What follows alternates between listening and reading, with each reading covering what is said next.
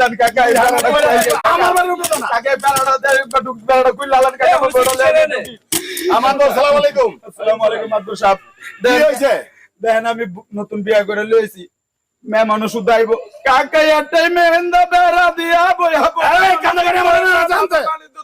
আমার আন্দা যা। কাকা মুজরা আমার আন্দা। হ্যাঁ? ছেলেগুলো কিছে?